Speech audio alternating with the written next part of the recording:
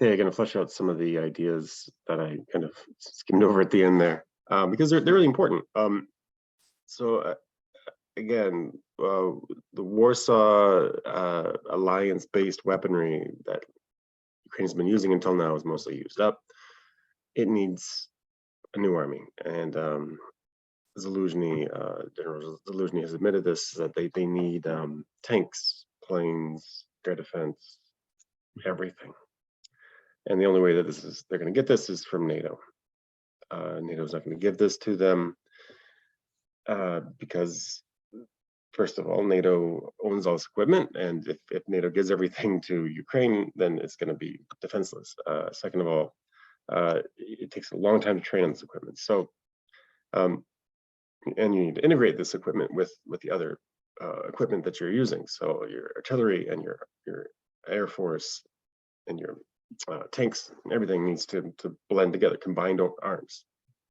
The only way this is all going to work is if a NATO army that has been training with this stuff for years, using it for years, enters the battlefield as an army, not a few volunteers or a few pieces of equipment. So this is what we saw in Vietnam. You give equipment, you got to train people on equipment, but it's not enough. So eventually you have to bring your army. That's exactly what's going to happen. There's going to be a NATO army on the ground in Ukraine in the next year. This is going to be extremely controversial within NATO. A lot of NATO, I mean, NATO is basically on board with helping Ukraine, but they're not on board with sending an army to fight in Ukraine. So I think there's going to be a split in NATO because of this. Some countries are on board with this. Some countries are going to refuse to be on board, and they are basically going to split the alliance 50-50.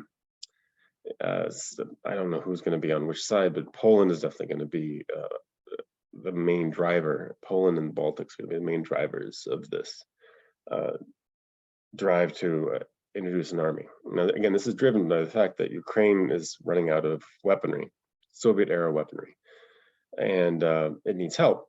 What's going to happen in the next couple of months is that Bakhmut is going to come under severe pressure after the fall of Soledar. When that happens, NATO is going to be forced to intervene, because NATO does not want to see Ukraine completely destroyed. They don't want to see the Russians get all the way to the Polish border. This means Poland, which is currently undergoing mobilization, is going to send an army into Western Ukraine, close to its border, and basically present the Russians with the fait accompli that Western Ukraine is now part of NATO. It's a protectorate of Poland, and that if Russian tanks cross the Dnieper or cross into Western Poland, that they will be fired upon. I think Russia's going to take the bait. I think Russia's going to see how far they can push, which means a direct clash between Poland and Russia.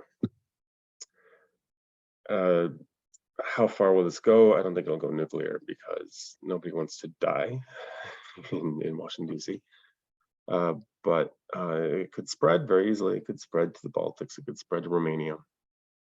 Whereas Russia, so what basically Russia is going to be pushing this line to see at what point it meets resistance. At what point can NATO stop its armies? And it'll get pretty far west. I think it won't get all of Ukraine, but it'll get about halfway through Ukraine. It'll stop. They'll make a peace conference. They'll make a new line, or maybe no peace conference, but there's going to be a line of control, a DMZ type thing. In the west of that will be NATO, east of that will be Russia.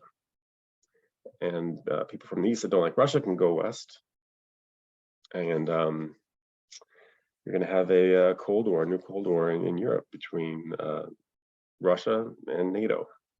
And then a lot of other countries that didn't join this, that are opposed to this war, opposed to sending an army to Ukraine, may split away from NATO, away from the EU, and join with Russia in some kind of trade agreement or security agreement.